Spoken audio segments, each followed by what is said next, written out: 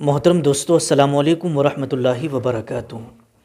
जैसे कि आपने ये वीडियो देखा, आप सोच रहे होंगे कि वीडियो में कुछ समझ में नहीं आ रहा कि ये हो क्या रहा है।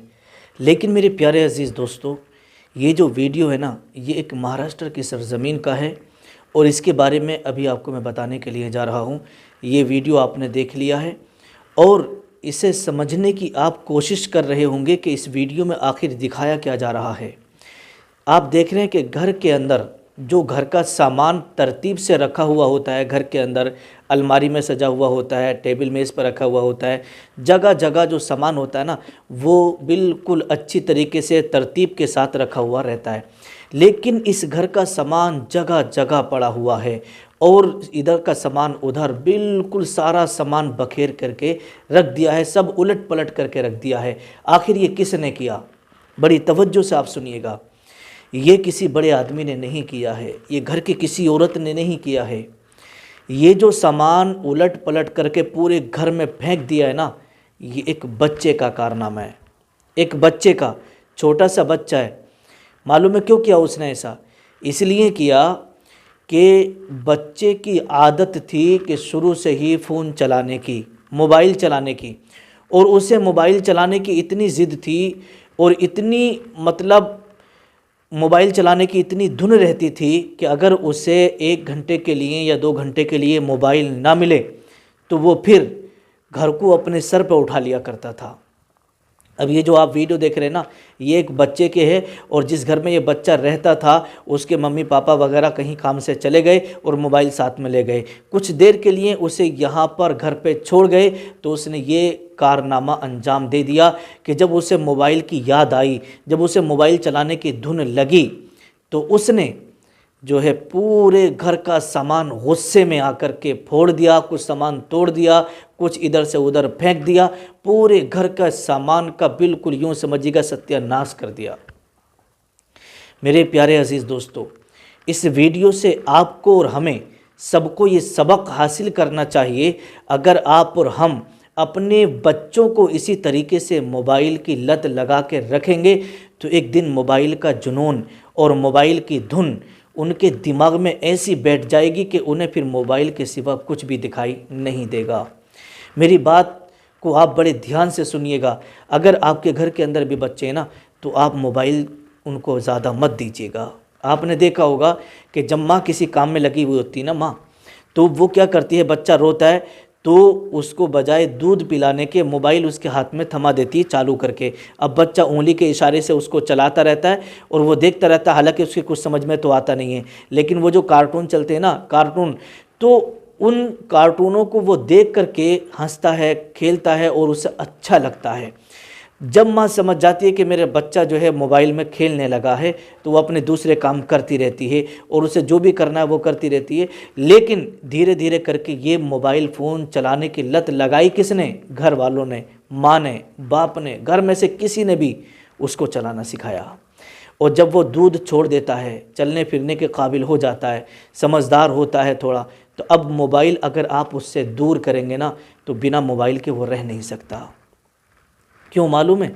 इसलिए कि उसे एक जुनून तारी हो गया है, उसे एक धुन हो गई है, उसे एक मोबाइल की, उसने जो उसकी आंखें जो खुली है ना, वो मोबाइल में पिक्चर वगैरह, कार्टून वगैरह देख करके ही खुली हैं। तो अब उसे मोबाइल चाहिए। एक बार को माँ ना हो चलेगा, एक बार को घर में बाप ना हो चलेगा, एक बार को घर में कोई ना हो चलेगा, लेकिन अगर आपने फ़ोन दे दिया तो उस फ़ोन को लेकर के कमरे में अकेला बच्चा देखता रहेगा, किसी से कोई मतलब नहीं रहता। लेकिन मेरे प्यारे अजीज़, याद रखना, अगर आप अपने बच्चों को नहीं रोकेंगे ना, तो ये बच्चों का जहन बिल्कुल यूँ समझिएगा कुंद हो जाएगा। अगर बच्चे पढ़ाई करना भी चाहेंगे तो सही से पढ़ नहीं पाएंगे।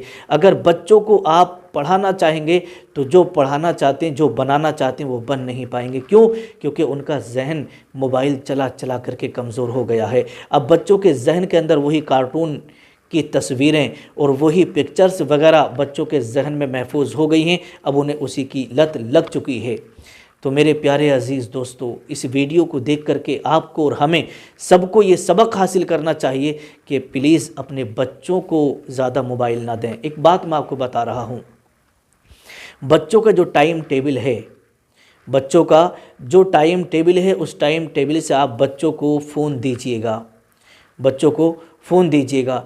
अगर आप बच्चों को टाइम टेबल से फ़ोन देंगे, सिर्फ आधा घंटा चलाने के लिए दे दिया, उसके बाद बच्चों से कहा कि बेटा आप जो है अपना होमवर्क कर लो, ट्यूशन से जो आपको होमवर्क मिला है वो कर लीजिएगा, स्कूल जाने की तैयारी कर लीजिएगा, जो स्कूल से काम मिला है वो करिएगा, तो बच्चों को आप पढ़ाइएगा। और जब बच्चों को जो होमवर्क होता है पास में बैठ कर के, माँ बाप के लिए ज़रूरी है कि वो उसको पास में बैठ कर के काम कराइएगा।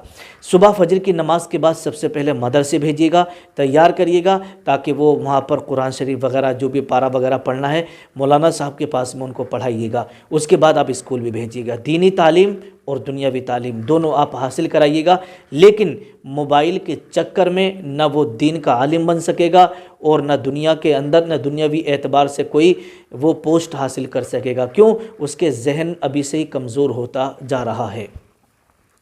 तो मेरे प्यारे अज़ीज़ दोस्तों, आप इस बात को बड़े ध्यान और बड़ी तवज्जो से आप सुनिएगा, और ये आपके बच्चों का मुस्तकबिल और फ्यूचर बनाने वाली वीडियो है। अगर अभी से आपने अपने बच्चों पर पाबंदी नहीं लगाई, मोबाइल देखने से नहीं रोका, तो एक दिन वो आएगा कि फिर आपका बच्चा आपके हाथों से जाता रहेगा। आपने बहुत सारी वीडियो सोशल मीडिया पर देखी होंगी कि बच्चों को जो है गेम खेलने का शौक़ हो जाता है, और कुछ बच्चों को जब गेम खेलने का शौक़ ऐसा हुआ कि वो इतनी लत लग गई, इतनी आदत बन गई, उन्हें इतना जुनून तारी हो गया, अगर उनके हाथ में से मोबाइल लेकर के माँ रख देती है कि बेटा अब रात बहुत हो गई है सो जाओ, तो बच्चा नींद में भी मोबाइल यानी गेम खेलता रहता है। इस तरीके से आपने देखी होंगी इस तरह की वीडियो। और बहुत सारे लोग तो इसी पबजी के चक्कर में, इसी गेम के चक्कर में न जाने कितने लोग पागल हो गए। इस तरह की वीडियो भी आपने सोशल मीडिया पर देखी होंगी। तो मेरे प्यारे अजीज़ दोस्तों, अगर आप अपने बच्चों को नहीं रोकेंगे तो फिर इससे आपके बच्चे का जहन बिल्कुल कुंद हो जाएगा, वो किसी लायक नहीं रहेगा, जो भी याद करेगा वो भूलता चला जाएगा। अब आइएगा वीडियो के लास्ट में, जहन को तेज़ करने के लिए, जहन को बढ़ाने के लिए, हाफजे को बढ़ाने के लिए, और जो चीज़ भी इंसान याद करे या बच्चा याद करे वो याद रहे, महफूज रहे, वो दुआ आपको बताने के लिए जा रहा हूँ। सूरे त्वाहा की ये कुछ आयतें हैं, इन्हें 14 मरतबा पढ़ना है हर नमाज के बाद।